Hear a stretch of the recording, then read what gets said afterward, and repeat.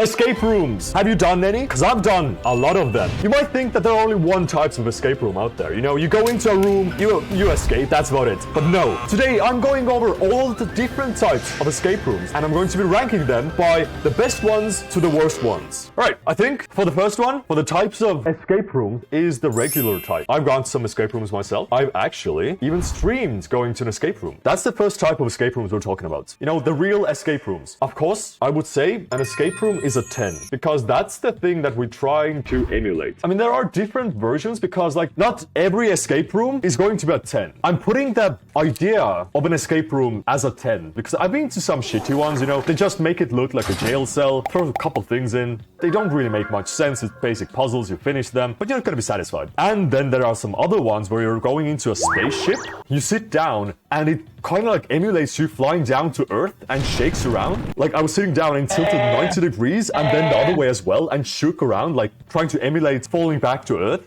That was really cool. So there are good ones, bad ones, but again, the idea of an escape room, 10 out of 10. But that being said, what makes a good escape room is actually submerging yourself into the lore and making you feel like you're there. So when some puzzles are like, oh, you have to switch something off that doesn't make sense in a different room, that's kind of weird, champ, you know? So when we have this on one hand, actual escape rooms, on the other hand, what do you guys think? What is the least exciting way to enjoy the escape room experience? Drunkenness ruins it in a lot of my experience. I also feel like you don't really want to be too drunk if you're trying to solve puzzles, because if I'd be drunk, I just couldn't solve anything. Pen and paper? No. You can go worse than that. When you have someone with you who's really smart, good at solving stuff, so they're just do it all, yeah, that could also ruin it. All right, on the opposite end, from an escape room, which none of you guessed, is the escape room films. They actually made 2 films, which I looked at. I was like, I need to experience every type of escape room, so I, of course, need to look at the films, which is the least interactive way of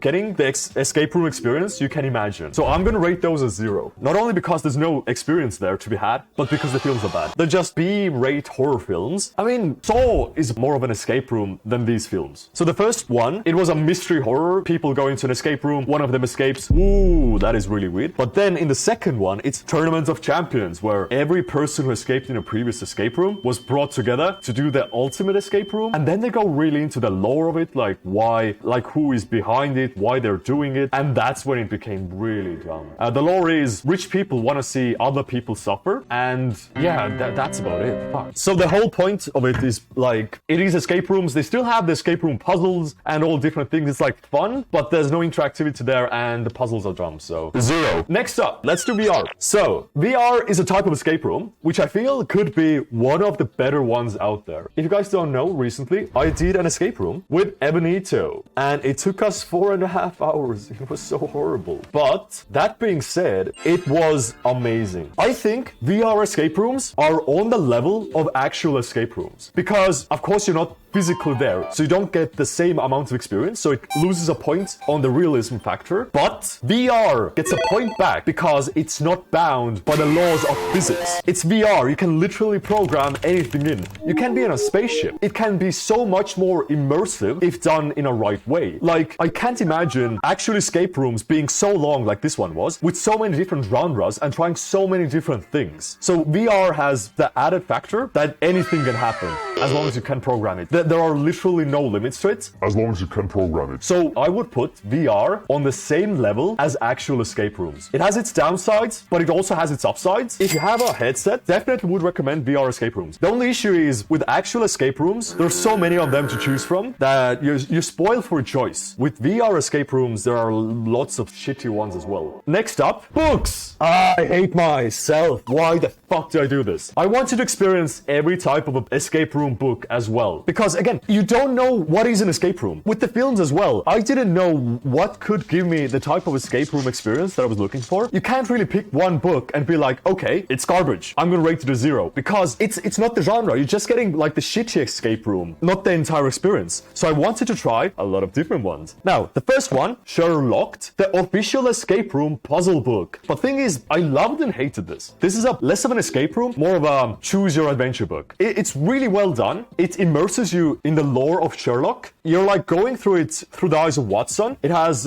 little notes here. It makes you think, like really go through this, but it doesn't penalize you if you don't understand. Because if you keep reading, you know, Sherlock explains everything. And the only real things that change what happens every chapter or at certain points in time, it like asks you, what do you want to do next? And depending on your answer, you jump to one page or another page. So like here, it ends with like, do you want Holmes to take the cab or the train? I chose the cab. Turns out that was an absolutely shit decision. It mocked me for 2 pages straight how shitty my decision was and why I can't think like a good person. But yeah, less of an escape room, more of a choose your own adventure. And some things put me off because it was really into its own time. Like there are sections where it's messages written and I get bored really quickly because it's a book about something that goes into another story and I don't really give a shit. So it ended up being a bit boring. Thankfully, I got this thing and holy shit.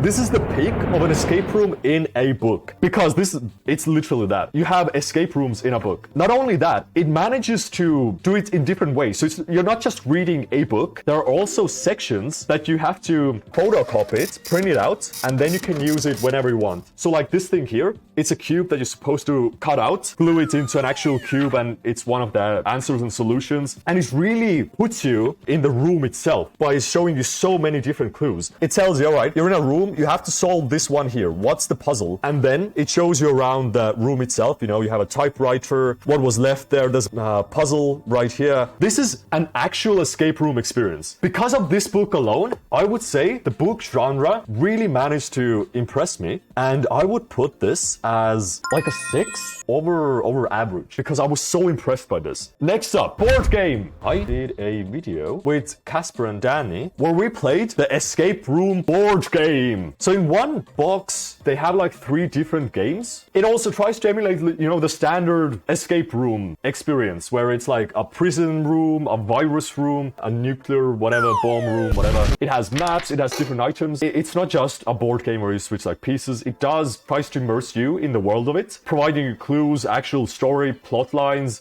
with an actual timer that counts down, makes noises. The only issue is we didn't finish it. It was kind of dumb. The question is, would I put it above or below the puzzle? You wouldn't think it's below the book, but I had such a good time with the book when compared to the board game that I might want to put it below the book. I mean, it does have an added benefit of doing it with a friend. So it's more of a group activity still. Because the book itself is more immersive, but it's much more fun to play with friends. Yeah, I'm gonna put this as like a 6, slightly better than the book. Because as an escape room experience, the board game just feels slightly more authentic or to the point rather than the book. Next up, we have, this is just a video game that is supposed to simulate an escape room. I played this on stream as well. We did one whole scenario where we were in like the desert, old Egypt type beat. And it was quite fun. But again, it wasn't as immersive as, you know, being there physically, being in VR, since you were still in front of a keyboard and stuff. But that being said, it was a fun time. It still felt like an escape room. Tough question. Do I put it on top of the board game though? It's just a video game with keyboard and mouse. You don't touch stuff. While in the escape room, you actually touch stuff. So it's kind of more intense. But it's not as immersive because you just have a board game. While in the escape simulator, you have an actual world, but the world is on a screen. And in the board game, you have physical stuff. I think I'm gonna put the game on top of the board game. Like, it's slightly better. It's more out there. You can have more different scenarios that, you know, a board game doesn't have. It's much more visual than a board game where it's just some stuff in front of you. I guess it's a bit more of a fun experience. Let's go with a bit better than the board game. Right now, it's just like stuff that you can enjoy. Shit filled. Out of everything, I didn't think of mobile games. Damn, that's my bad. Okay, this will be chat's choice, I guess. Let me take a look in Google Play. I do hope you're enjoying your stay. Oh god, okay, the audio not the best. Where am I? A place to empty the mind, reflect in the... Alright, so the fact that you can do it on mobile, and it has like actual escape room puzzles. If anybody's played mobile games, how would you rank them? I guess they would be on the same level as a PC game. I mean, they do have an added benefit of being a bit more physical because you can do the puzzles with your fingers and stuff, but it doesn't have as much immersiveness because on mobile, I guess, like the rooms can't be as 3D or as immersive because, you know, the limitations of a mobile. As the mobile game's on par with the PC version. Alright, let's keep the mobile game on the PC PC level. Alright, YouTube, ignore all the numbers I've set in place. This is just from low to high. This is the ultimate escape room experience tier list. Do you agree with it? Do you disagree with it? If you have any other escape room genres that I didn't visit, let me know in the comments down below. Let me know in the comments as well. Do you want me to do an escape room puzzle? One of the puzzles from this book. Let's say 2,000 likes and I'll do one of the puzzles here on stream. Boost me nice of the algorithm!